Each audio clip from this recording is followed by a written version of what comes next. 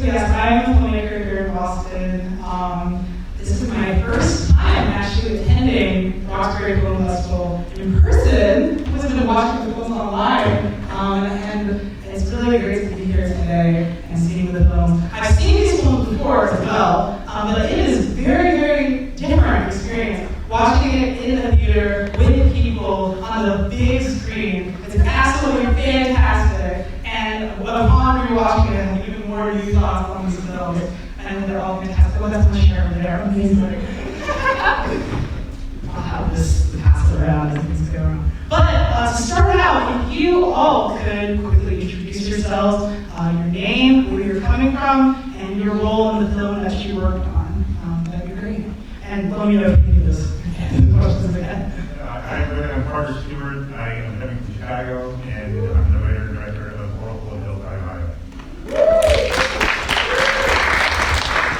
Hi everyone, my name is Gabriel Joy Reid. I'm the writer, executive producer, and lead of First Club. Hi. Sorry, I'm coming from Atlanta. I'm from Atlanta, from LA. Hi, I'm John Mile. I'm editor of Night Feeds. I'm Rhonda Roy. I'm the writer and director of Night Feeds. Hey, I'm Jory Canada. I'm the writer and director of The Home, and I'm coming forward from Cambridge, Massachusetts. Great, and you started on the very end there. Tell us a bit about, I'm a cartoonist, and work a lot in comics, and the thing in comics is that we all have origin stories for characters and for ourselves. So tell us a little about the origin of either how you got into film or the origin of the film that you showed here today. Where did it come from? Yeah, thanks for the question. So, The Home was actually my part of my graduate thesis, my first-year graduate degree in architecture. And I was really interested in this phenomenon called the home, where 2% of the population can hear it. And I think what kind of drew me into that is just how lonely people are when they're kind of, I guess, pursuing conspiracy. But they find community along the way. So that was my primary interest. And then there were some architectural interests in that as well, which dealt with structural isolation and how we're all kind of like isolated here in society, but also how, I guess, walls and different wall assemblies kind of keep us apart. So that was the influence.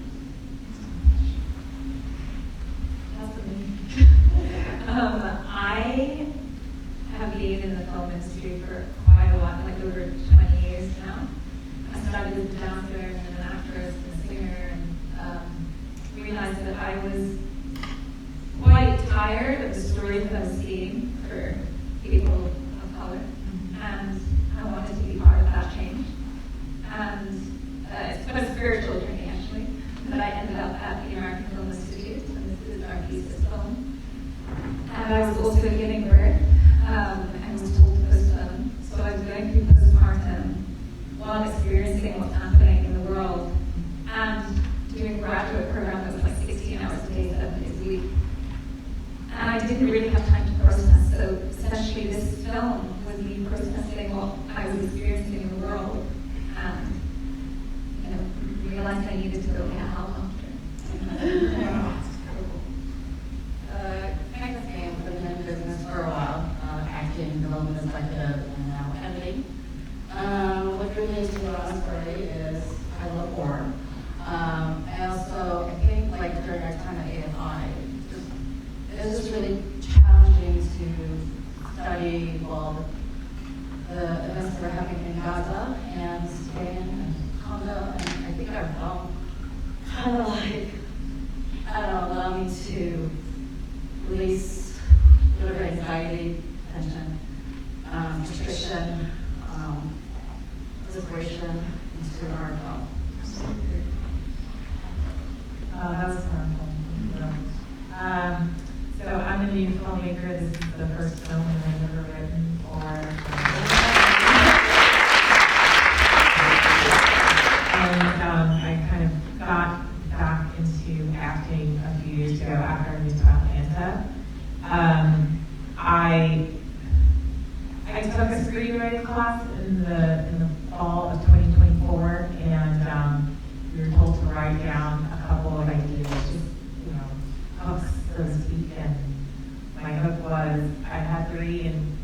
was a woman seduces her boyfriend and dressed him. And that was it. Like, that's all I got.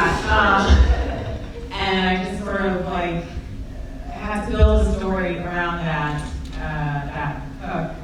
And what it ended up being is a bit of a symbolism of the journey that I had in my former career, I guess, working at a big law firm in New York, and how much work I put into it, and how prestigious, and all of the things that you want, checking the list, checking the boxes, and getting to that pinnacle that you worked so hard for, and it not loving you back.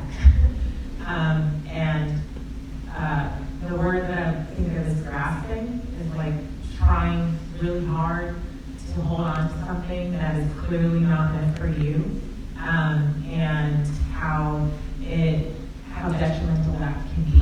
And so I had my own sort of like mental health and physical health journey because of that very toxic work relationship, and that's kind of what I combined in the film here.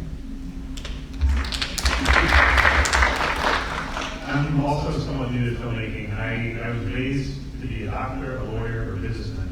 And if I told my dad that I wanted to be a creative or a filmmaker when I was growing up, he would have said the line, I'm not sending you to an Ivy League school, be a starving artist. So the film represents my own insecurities about wanting to be a filmmaker, and it also represents my own insecurities about wondering if I lived up to my potential. And it also represents just the way I thought, what would it be like if someone had the power to see the truth and see in every single situation? And you would hope that that person would do all kinds of great things in the world and help in different ways. But knowing human beings, somebody somewhere is going to want to exploit that person and potentially shut them down because of the truth that you should tell. So, all of these films are in the genre, or in this, in the category of twist, talking about twists. But I think a lot of them have elements of horror. I think we talked a little bit about horror as a genre as well. Jordan Peele, the director of films like Get Out, Us, Nope, said that he views horror as a catharsis through entertainment, a way to work through your deepest pain and fear. So for those who use these horror elements, why horror in film? Why did you use it through your story? I'll quickly say I didn't write mine as a horror movie, but when we did a test screening with an audience, we asked them to describe the movie. Several of them said this is a horror film, and so okay. Yeah. But there is an interesting process of working through your own internal stuff with films like this.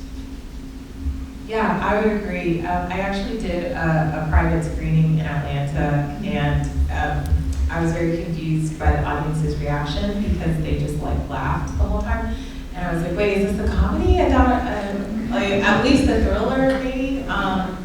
But I didn't get that from you guys, so thank you. It was mostly because they knew me, and they were like, this is weird. So for me, like, living that life of grasping is a horror in itself.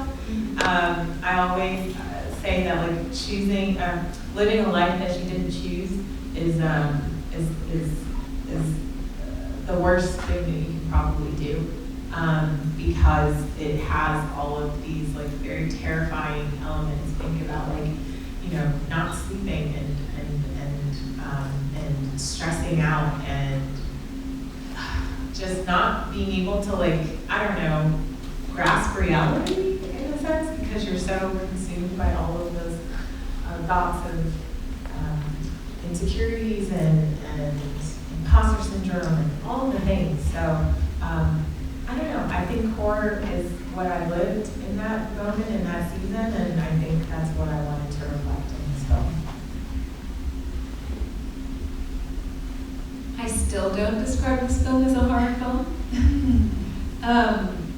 Because for me, when we were first asked to write a thesis, not all the scripts got accepted. And I thought I was going to write a comedy, because that's usually what I write. And my experience at that time in life and watching what was happening in our world, like the reality of it, and the reality of my own experience within it, was so horrific that that's what the film became. Right. So it wasn't that I set out to write horror, it just came out of the experience I was having in the moment. Sure. So it's just a reflection of. Yeah. Yeah, I think similarly, I wasn't thinking about writing horror, and actually, I'm pretty afraid of scary movies. I just saw Hereditary for the first time, and that I'm still keeping the light on that night. So yeah. But no, I think with my film, there were just some moments that we experienced day to day that kind of bring about horror. And for example, maybe going to the doctor and having some issue that's been pretty persistent in your life, and the doctor telling you, well, come back in a couple of weeks. Like, that feels like horror to me, because it's something that you have to live with, or something else like having tinnitus and experiencing something that other people can't see, or you can't really find common ground about how that's affecting you. So I think being thrown in this lonely world where you're isolated, that is also kind of like a sense of horror. So that's something that I guess was brought out in the film. Yeah. Reflection of a lot of things, either internally or externally, that are very real. It can be very scary. It's great.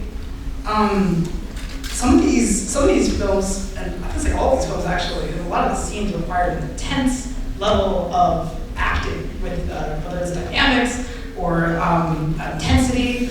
Like, what was your approach with working with actors in your films? They're all incredible acting.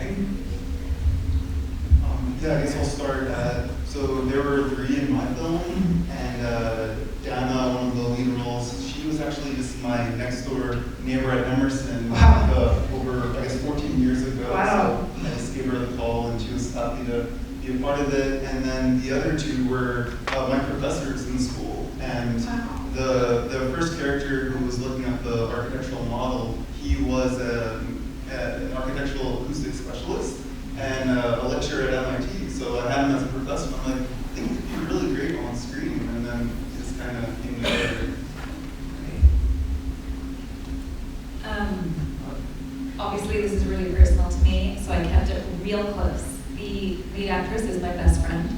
Her name is May Kalamawi. She's the incredible actress who's doing pretty well. Yeah. And the husband was my husband. Wow. Yeah. So they knew the experience firsthand from us. And she is also Palestinian. So this just meant more to us. And I know how incredible she is. This is she just got off the finding out that she was the lead female in Gladiator, and she got cut out of it. So she was in a place in her life, she hadn't worked for a year, and she was feeling super insecure. Wow. And she flew over from England to be in the film, for nothing. And we had this beautiful cathartic experience because she was asking me, what do you need me to do? What do you need me to do? And I was like, I don't need you to do anything. I don't want you to do anything that I'm telling you to do. I just want you to live this and trust yourself. And that's what she did. And it was like, everything was like 1 or 2 takes because we didn't have time. And she just was perfect. incredible. Ron and the casting director did a great job casting the baby too. So I was the actress. So how did I direct myself? No, I just took a lot of acting classes, and one of the things that I wanted to work on was like allowing myself to be angry and allowing myself to feel the grief of the unmet expectations of my life at that point. And I think in some ways, like, this film allowed me to do that in those particular scenes, like the kitchen scene specifically. And then the other lead actor is my friend. He's an actor, and we worked together in class, and we just had a good chemistry. So that's how I made him. It's awesome. I felt very fortunate with the actors I got. So I usually, with each scene, they would just naturally do something great, and then if we had time, we play. We could say, try this, we would try it that way. But for the most part, their instincts led in some wonderful ways. Yeah, absolutely. Got a couple more questions, so if anyone has any questions afterwards, feel free to think about them. You know. What is your favorite part of the production process in your films? And tell me why. I love being on set. This is my second short film. For my first short film, my youngest daughter was the PA on the set, and she said that she had never seen me come alive the way I did as when I was directing. So there's something about being on set, working with a team, working with an ensemble, working with a crew, just trying to bring it all together and hopefully having it be fun. Yeah. I love every aspect of being on set. Absolutely. The whole thing was fun to me. It was all very new. Every part of it, from writing it to producing it to executive producing it, to being on set and sort of like being the lead and also the person that people come to for problems. And I don't know, this whole experience has just kind of been incredible. I didn't really expect to get this far or take it this far. I just kind of was like, well, we're just going to see what happens and do this thing. And so the whole thing has been so much fun. And I was just telling my friend Jeff, shout out to Jeff, who has been my film festival buddy over the years. It really does take a village, a team, to put these films together. And so I'm just really grateful for the people that I've had come along and support financially or with their time or in any other many ways. So all of it